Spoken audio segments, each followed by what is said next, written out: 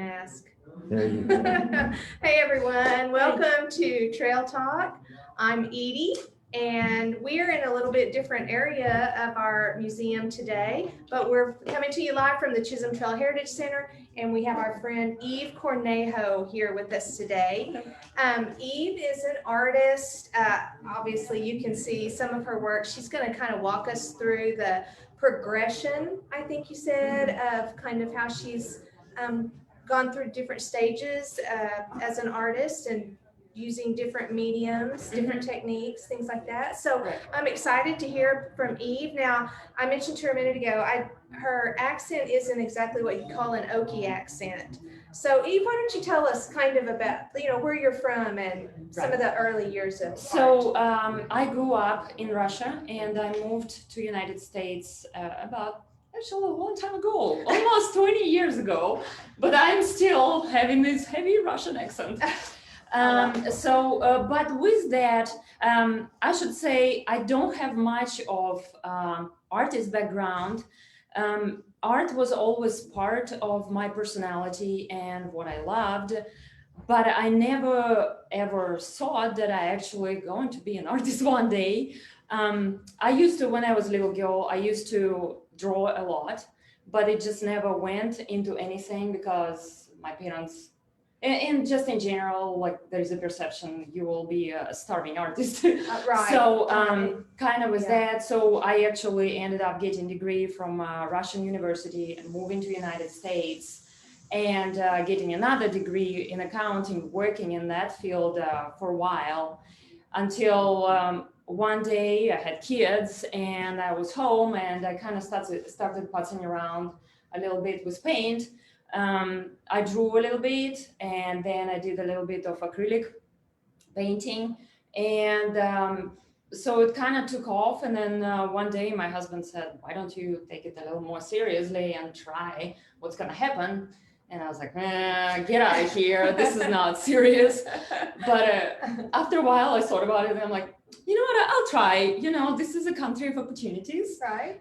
You have to take your chances sometimes, and you fail. But if you don't try, you don't know. That's right. So that's how I started. And so, like I said, my first medium was probably pencil and chalk.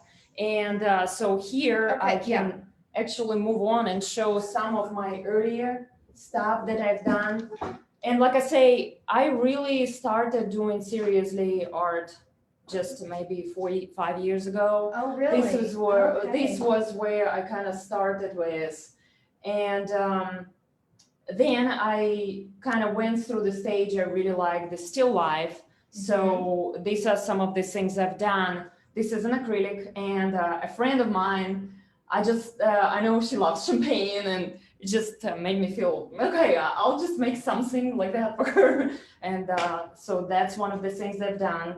Then there was also a period of time that I really was into like bright colors and textures and stuff. So this is from that stage of still life, but with more color in it and with fruits. Okay, so let's stop here for just a minute. So you're saying you did this about 4 or 5 years ago, and so it's kind of interesting you say this, I went through this stage and I went through this stage, which I would think would be a while, but for you it must have just been a year or a few months or something as you were experimenting, I guess, trying to get a feel for what you liked. So do you have any formal training? Not art? Really. No, I don't. No, and honestly, now I started taking some lessons when I decided that I want to actually take it seriously.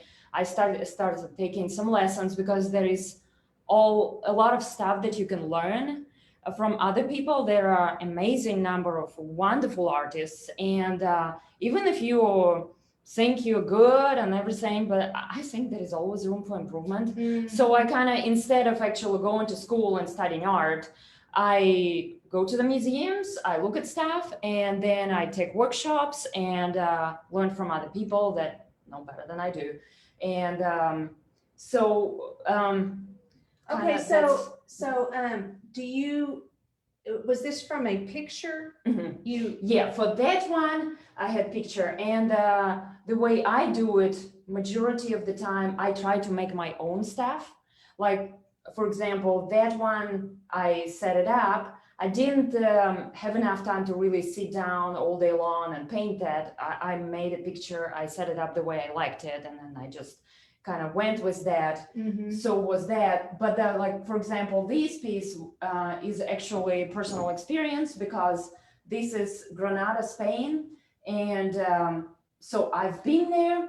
I really loved Spain, and that was a period again when I kind of felt like, oh, I love this European streets. I love Mhm. I love that the buildings and just so much history in there, centuries and centuries. So then I went, when we came back from Spain, I started going through my pictures, and I'm like, surely enough, I should have something. And then I found this one, and the only thing I changed on that one is I was working, I love rain and those effects of rain or how everything looks like. Mhm. So that's kind of my inspirations, the Spain and the Right, thought of and rain and it all does that look stuff. like the streets have water on them, and Yeah. so, well, it's beautiful, and I think I'm a little blown away that you've had very little training, but you have skills in all sorts of, are these different types of paint also? Well, this is both, no, these are all acrylic. Uh-huh, This is charcoal and pencil. okay, But then 2 years ago, I decided that I would like to try portraiture. And mhm, I knew that portraiture is a completely different animal. And with that, I also wanted to try to use oil, which I had zero experience in. So that's when I really started taking lessons, ongoing lessons, and mhm. that helped me immensely. And then I started applying it to like other subjects, animals and stuff like that. But I could not. I'm not child prodigy or adult prodigy. You know, I still learn a lot from other people. Well, I 'Cause still though, it's I mean, just- it's obvious, I would say, I think everyone would agree that there is a lot of natural ability Probably. that you have. So you were an accountant Mhm. and now you're an artist. Yeah, it's a really weird combination. I should say, so when I was in accounting, I was always struggling with like, because you have to have your numbers perfect. Yes. So you have to really concentrate on that. And when I started art at the beginning, I just wanted to like, just do it fast and just enjoy it and do it fast. Right. But then when I started getting into it more seriously, I realized, no, I really have to learn from those numbers I've done and really put my time into the way, at least the way I do my stuff. Mhm. Because there are different techniques you can employ. Some of them don't require as much time, Right. you know, but the way I am, I'm more detail oriented, probably that's accounting. Right. And I like very lifelike things, you know, Mhm. and I might change one day, but as of right now, Right. that's the way I am. This one, because this one is a little less, I mean, there's a lot of detail, but it's Mhm. not, it's Yeah. nothing like, like Right. the detail in Right. this one, or Yeah.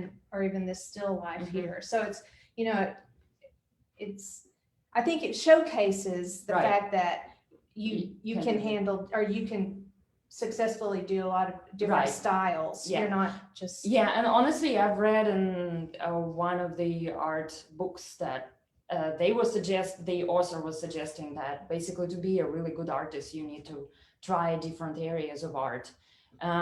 Just because you're a portrait painter doesn't mean you should not be able to paint like a landscape or a jar or a flower. Mhm. You might not specialize in it, but you surely do need to have that background because you never know. Maybe in your portrait, you want to add some other important elements that kind of put it all together. And that's why you need that, Right. you know, and, but that's Yeah, my that's- attitude toward it. So like, this is oil.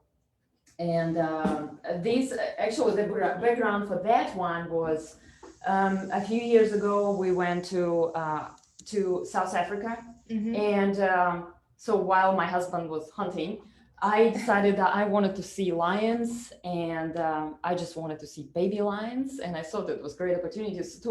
So we went to this nature preserve, and they had like different lines, they had different sizes, different ages, I should say. And some of them, I should say, at 9 months old, they were very scary. So these ones, they were, I think, siblings, and they were playing with the soccer ball. And I ended up making photo, and again, it's one of those days when you go back trying to find inspiration. And I found those two, and I was like, oh, this is perfect picture that I need to put on canvas. And that's how this was born. And but these little things were not that cute. Let me tell you, as I was sitting next to them, they were constantly trying to bite me. And those bites were not as sweet little bites. So, while this is the fun and everything, I don't think I'll be going with these friends again. Or you'll just take it from a picture and not actually. Yes. Wow. Well, Yeah. that's good to know. You know, you see people trying to play with these little, or to try to domesticate an animal like this. No. Yeah. Well, Dogs and that's cats. funny. I'm sure that was a fun Right. experience, but still. I know, never going there again. And then all the time that I was in that enclosure, I was like, think, Eve, positive. Think you're not afraid because they will smell your fear. So, no. You didn't Never want to end again. up like this flattened soccer ball, right? Eaten by the lions. Yeah, that's funny. So proceeding. So this is my late stage. Lately, that's what I've been doing. My portraiture. Okay. And so I love to paint kids because I think for people it's more personal. They're cute, kids and animals. So that's how I have a friend that actually owns one of those little petting zoos. Oh, okay. Yeah. And so I told her, please, can I have one of your girls pose for me? I'll paint her with the bunny. And so my idea now is that if anyone wants to have a picture and want an animal in there, I'll be very happy to paint them. Okay. So you people can commission you. Yes, people can commission me to do something like that if you guys like it. So and then this lady, she has a Hill Hawks farm. She has like a lot of different cute animals in there, even kangaroos. So I mean, if you want a neat picture with a kangaroo, I'll be happy. Yeah, I know someone who has a pet kangaroo, and when they're small, you know, little joeys, they're cute. They get a little crazy when they get bigger, but that's a fun idea to have a child hold a little animal. I'm sure, you know, that. And could someone bring you a photograph? Yes. And you would. And the majority of the time with the portraiture, I work from portraits. I mean, from pictures. It's because it's much easier. It's less time consuming, especially if it's a child. Children tend to move a lot more. And somebody told me the technique to keep the child in place is to have them watch TV. But I experienced with my 12-year-old at the time, he's watching TV, but his face is constantly moving. So no, that's not work. Okay. Yeah, but this portrait is actually made from life. This girl came in and sat down for me a few times. And I think for both of us, it's more fun experience because you talk to the model and I create as I go, and honestly, I think then you end up with a better quality piece in the end, because I really believe that photographs don't necessarily portray everything about person, and it's just a snitch in the moment, and it's not necessarily shows a person. Like how many times I looked at my photos and like, that doesn't look like me, you know. So yeah, if you have an opportunity to sit down for someone, or like if you ever want to do portrait, right, that would be the way, honestly. To have a live model. I have talked to people who will ask for multiple photographs, you know, to try to capture more than one view, I guess, of the child's face. Yes, and absolutely, I do the same. A lot of times I incorporate details of that person from different photographs, but sometimes it's also very hard because you would be amazed how much background and your surroundings will affect the color of your skin and how the whole picture come together. I'm actually struggling with one of the portraits right now because of that exact issue, because the picture photograph was made in a dark, so there are different gray tones in the face, but then the background is actually in front of the water and sunset, and it's beautiful and it's completely different tones. So that's when you really have to have experience with a lot of that kind of situations to really learn. So, I mean, I feel like if you've just been doing this for a couple of years, have you produced a lot of portraits? I mean, to get that practice and get that Not feel yet. for Not yet, but I am constantly trying to get more. Like I say, I have two that I'm working on right now, and yeah, and sometimes honestly, just practicing from yourself or your kids is always good. And it's, I believe that really portraiture is a work in process.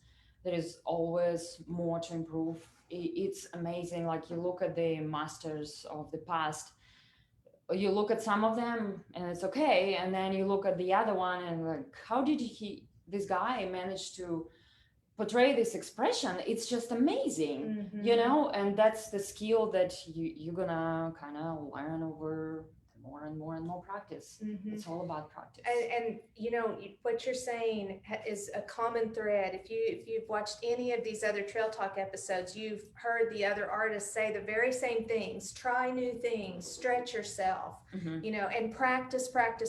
I mean, those are, I think I would say that those are disciplines that every serious artist takes to heart. Yeah, and take classes from other people, because you'll be amazed how much stuff you can learn. You know, because they had their experiences, they had I mean, so yeah, it's constant learning opportunity, you know, that you take. And well, sad to say that right now, like, there's a lot of stuff that kind of in person got canceled, so you have to do it online, and I've done that, but it's still not the same, honestly. Like, if there was a way to actually see these artists in person, talk to them in person, it would be even better. So which is why we're so glad you're here with us today, Eve, because you know, it gives people a chance to hear you talk and hear you share some things. And if you have questions, you can and you're watching on Zoom, you can type those questions in. And even if you are watching on, oh, I think that might be Eve's phone is singing for us right now. But anyway, I was going to say, if you're on Facebook Live and you have questions, type in a question in the comment section, and we will be sure and give Eve a chance to answer your question. So that would be it. Normally this doesn't happen to me. I don't know, there's always one time. Oh well, you know, we're live. These things happen whenever you're doing things live, right? These mess up. Okay. Well, and then I was going to ask you another question. So now that you've been working with oils, do you prefer oil over acrylic? Depends. Like for portraiture, yes, because it's more workable. It takes longer time to cure it and dry it, but I think it's better for the portraiture. But if it's something just a still life, I still think I will go for acrylic, just because it's just fast dry and it's done. And you can go back over it and change. You can, and things like that. And I think the majority of stuff I do in still life doesn't require as much like concentration and detail and time. When you do paint a face, it takes so much time to just kind of make the form move and all that. That's why you really kind of, at least in my opinion, kind of need to slide towards oil than acrylic. So because it's not drying as fast, and you can work it a little bit more. So about how many hours would you say you would put into one of these portraits? Well, my hours are 5 here, 1 here, 15 minutes here. Right. So probably like maybe a couple of weeks, you know. And again, that's one of those things that the more detail you want, the more perfection you want, it's gonna take longer time. And as you progress with your experience, you become faster. as well. So are these the only types of paintings that you will commission? No, I Or mean, now? honestly, I do anything. And I had some commissions that were completely out of my normal things that I do, but I take it on because I think anything you try different is another opportunity to learn Right. and improve. And even if it's something completely outside of your stuff, it just gives you more opportunity to, okay, well, I can do this now, Right. you know, or I learned this, so I can apply it to something else that I'll do in the future, you know. So yeah, I think it's great to try different things and just keep on learning. And do you just paint, sometimes you just have an idea of something that you want to try, and so you paint that and, you know, just to sell? Do you have a way that people Sure, can buy? yes, I do, but it's much harder because it's just harder to cater if you don't really know, you know, like things like Granada, that street. I guess it's more generalistic. It's not very personal in a way. Anybody could Right. have that. If you have a portrait, it's very personal. So unless I just want to practice, which I do, it's not something I would just. So are portraits your favorite? Yeah, I love portraiture. What do you like about that? The complexity of it. I think I love to be challenged, and that there is always room for improvement. And I love to portray personalities, and at least you know, I think just those things, you know, that are kind of like really appealing to me. And I think I will be sticking with that for a long time. I might deviate in these little things, you know, but I still think this is my primary purpose in art. Right. You know, just doing those portraits. Well, I mean, I think that's, and I do see there's a lot of personality that comes through. Of course, these two, it seems as though their personalities are very different. Oh, you know, yeah, she seems a little more serious, and for her to be able to sit still for however many hours she had to sit for that, I mean, you know, that would be one thing too. And then of course the one with the little rabbit. And of course, the other thing I love animals. You know, that's one thing that I think I have a strength in, is painting animals. I love animals. You know? So yeah, anytime I have an opportunity to paint an animal for someone else, like, I love it. Right. I love it. Right. Know? So how did you end up here in Oklahoma? In Oklahoma, I ended up because my husband got a job with Perry County Memorial, with DRH. Oh, okay. Perry County is the one that we used to live in Indiana. Yeah, it was DRH. He's an OBGYN here. Okay. So we moved here, and one of the buying parts about this community was that you guys have a lot more art venues that I've seen in other places, you know. Yeah, we have the Chisholm Trail Museum, we have SeaTac, we have wonderful concerts going on. We are lucky. I hope people around here understand how lucky they are, because there are not that many smaller places that would have things like we have here. Like the exposure to the arts and opportunities. Absolutely, yeah. Well, there are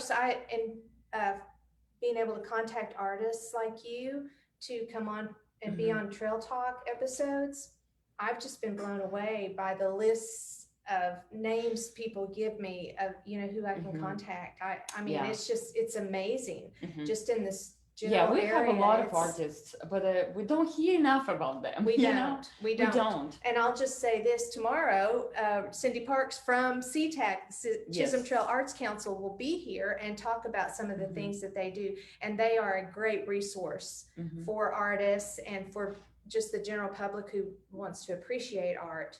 They make those opportunities available. So that, and you currently, but you said tomorrow's the last day. We have an exhibit, going on. Tomorrow is the last day, unfortunately, but if you have a chance, please come. Right, come by we'll and see happy Eve's to have things. Yeah. Okay. And So. So this is another medium. This is resin, and Okay, resin. I think I was playing with that again maybe a couple years ago that I discovered it, and it became like so popular at some point. I like the fluidity of it, that you kind of like can make different things with it, and it doesn't always listen to you. It just has a mind of its own. So how does that work? I'm not familiar with resin. So really. basically you have a resin that you have to mix normally. No, you pretty much 100% of the time. That's two solutions that you mix together for it to have the reaction and harden. And then you just add different paints into that. And that's when the fun comes in. Because as it hardens? Because different paints react differently to how they gonna be, how fluid they're gonna be, and how they're gonna show up. So you kind of, on one hand, you can throw that on a board, but really it's not. You kind of have to also understand how each one of them gonna be reacting to each other, because some of them might be heavy, and they will kind of tend to go on the bottom of your piece, and then the other paints might kind of flow over. So it's really interesting experiment, and you can add like texture to it. You can add sand, because I think one of the paints that I used here was actually like a spray paint from the Hobby Lobby or one of those places, and it has like a little sand feeling in it. And I was like, I have to try that. That's kind of beachy feeling. Right. And so if you touch there, you'll feel a little bit of in some spots. Yeah. And then if that's what you're looking for, I mean, there are so many other things you can add. So do you do that flat? Yes. Down? You have to do flat. And majority of the time, if you want to do something with resin, you probably want to have like a harder surface for it, not the canvas. I've done this one on canvas, and this was my learning lesson, because I realized that some paint, like I say, is heavier than the other. And then so the canvas starts kind of like in the middle, starts folding a little bit, and which was a problem. So then I had to put books underneath trying to flatten the surface and all sorts of stuff. And then so after that experience, I decided I will not use canvas for that purpose. And from now on, I use as a thin board, or like this one is actually a 3-dimensional resin, which I build a frame for. And I have a friend that helps me. Yeah. Well, the way it's done is actually, so you have the resin layered. And so I create like a little metal form, because resin by itself, if you don't have edges, it's going to just overflow. Okay. And it just keeps it might be what you want, like in this case. Right. But in this case, I wanted to create layers and layers of resin. So I did the first layer. And this stage, you kind of decide, okay, what's going to be the first layer, what's going to be the second, and so forth. And so you have that form, you let it dry, first layer, and then you add layer. And with each layer, you can add a little more elements. So you have this three-dimensionality in there. And I have some pieces that I've done with the fish. So I actually cut out the fish, and some of the layers are like, a couple of the layers are like have fish going around. Right. So I try to have that effect. Yeah. Where some would be deeper than others from where you are. And then so you, after this cured, then you cut out the piece and put it inside of this whole frame and attach it, and then I add resin on the side. But this is actually a lengthy process, because it takes so many steps to build it. And so the curing process, does the one layer have to cure completely before you add another? Yeah, you prefer. And so how long is that? Would you? I think it takes about a day to cure that. And how many layers would be in this piece? I think this one had at least four. And like I say, you have to kind of pre-plan what you want to do. But even with pre-planning, it doesn't always work. So this looks to me like this is the reflection of this. So I think I'm kind of amazed how you were able to control It's hard. that to? Well, that part I actually employed in one of the layers. I did add some acrylic, and then I did another layer, add the some more elements into there, because I think this, I don't know if you can see that, but like I try to kind of put it forward Okay, right, as it right. It looks closer. approaches, yeah, Mhm. to you, Mhm. yeah. Wow, that is. Yeah. And I've done commission pieces like these before. A friend of mine asked me for a butterfly for his wife, and that was fun. I never thought of making a butterfly, but I've done a butterfly with several layers and actually came out pretty good. Oh, wow. How fun. So, I mean, when you said experiment, you used the word experiment a while ago. That's exactly what I was thinking this would be. So what type of paints are? Some of it, honestly, is straight up spray paint from a Walmart.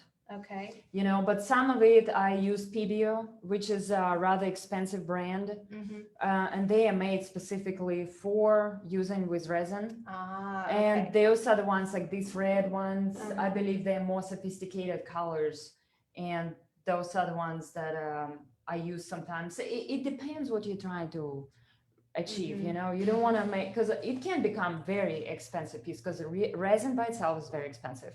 Plus the PBO colors and whatever else you want to add to that can make it very pricey piece. Right. That's why like I can't sell this stuff very cheap, because my initial investment is rather expensive. Sure. You know, so yeah. So PBO, then there are other things that you can do, special effects. Like I think some people spray alcohol on top and it adds like little blurs of color, you know, to that. So I mean, honestly, there is so much stuff you can do. So did you take a workshop for this? No, this one I was playing around, but then again, like I always say, you can always learn from other people. Right. There are so many artists right now that are, and not even artists, they just love to do this resin stuff at home. You can go and watch videos, and it's just amazing how much popularity it is and how many things you can do with resin. Wow, I had no idea. Yeah. I'm gonna have to look that up. That I don't ever see resin on Pinterest, so you can tell that my my craft searches are a little bit limited. I'll have to look. Yeah, but look it up. It's amazing the stuff some people make with resin. Wow, yeah. I mean these are just lovely, so beautiful, and so different from. I mean, this is so different from doing something as detailed as this. Right. So is this something that is just more relaxing and fun? Yeah. Or is it? Okay. Yeah.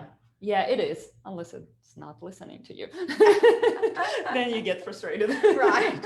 Yeah, I can see. And then you're going to get to do another layer. So this one looks like it was just it was add fun. things and just see what and I think with that one I had a little bit more different idea in my head, but when it stopped listening, I kind of turn around and I'm like, okay, well, I can do something else with what's happening. Right. You can always make it into something else. Yeah. That's what. Yeah, that's fun. This is fun. Right. Oh, that is great. So you have a son. I heard you say something. Yeah, I have a son and I have a daughter. Yeah. Do they like art? Do they kind of do, but I don't see them actively interested in it as I was. As a child, I always do. It was my thing to go to. Yeah, and my kids, they will ask sometimes, but it's not as internally driven for them. And I should say, I should be ashamed of myself, because as an artist, I should probably be teaching them a lot more, but I don't know. It just sometimes when they're not interested. I mean, you can't. My daughter will come at 10 p.m. in the evening. Oh, of course. Mama, can I please paint something with you? Right. If she's not saying, "Oh, I'm supposed to have something for school tomorrow," then at 10 o'clock at night. That was always what I ran into. Yeah. Well, so Eve, do you have website? Yes. Or, okay, so how would It's people? called artwitheve.com. Okay, and you art can go with eve.com. Yeah. And I also am on a Facebook as creative. You can look me up, or you can actually look me up by name, and then it's gonna be linked together. Okay. Yeah. But Art with Eve would be my website. You can. Okay, and we'll put that on. We'll add that to the Facebook Live. Yeah, but So I hope for you guys people, check out my website. Oh, I'm sure that people will. I mean, this is very exciting to know that there's someone who does beautiful portrait work like this. You know, people are always having their photographs made, but as I've been talking to you, I've been thinking about how nice it would be to have some of those great photos made into a painting. Right. You know, that would be that you kind of maybe pass along from generation to generation. That's the idea. Exactly. Yeah. So do you have a studio at home? Yes, in my house, and it's a mess. Well, you know, the creative process can be messy. It's so funny because my art teacher always says, like, you don't have to be messy, even if you're an artist, but I am an example of very messy. Sometimes that's all it takes, though. You just have to have everything, you know, going. Yeah, and you'll hear from me, like some of my friends hear from me. I'll work on one thing and then I have to switch to another thing, and that's kind of like all over my studio. I was wondering if you work on multiple projects at a time. I do, and actually I like it because that kind of takes me away from one thing to the other, so I can have a fresh look at the other piece. Because I think a lot of times we kind of get stuck into one thing, and it kind of stops us from being able to see the big picture. And a lot of times when you kind of let it go and you come back, and it kind of makes more sense to you, maybe something needs to be fixed, or you could take a different turn in some place. You know, definitely. Well, I think we've seen so many just you brought great examples of your work. And I think it's easy to see your talent, and you seem very excited about what you do. Thank you. Yeah. I am. Were you ever this excited about accounting? No. Yeah. Well, I was excited when you reach the end of the project and you feel like you did a good job. Right. But it's not like this. No. A ledger book full of crop the numbers. It's just different. I think I heard a talk at Rotary Club, and I just remember that one, and I told him one day, I was thinking about it, like, okay, there will be one day Eve dying, and what do people say? Oh, she was a great accountant. She filed taxes. And then now I'm hoping that people will look at their wall and see something that I'm made, and they like it. Right. And, you know, yes. that to me is more meaningful. I love that. That is great. Well, Eve, thank you so much for coming on Trail Talk today. Oh, thank you. I've loved meeting you and just looking at your pieces. And guys, if you're interested, we will put that information on the Facebook Live page, and give Eve a shout out, and who knows, maybe she'll create something wonderful for you. I'd love to. She'd love to. See there. So guys, tune in tomorrow, 2:00. As I said before, Cindy Parks from CTAC, Chisholm Trail Arts Council, will be here, and we're looking forward to that. And Eve, thank you so much for having me. So when we sign off, we always say happy trails together, and our friends on Zoom will say that with us. So we'll unmute if you are muted. Stefan, if you want to unmute. Stefan is a friend of ours who's always on Zoom and lives very far away, I think in Pennsylvania. So, all right, we'll say happy trails on 3, okay? 1, 2, 3. Happy trails! Bye, Stefan.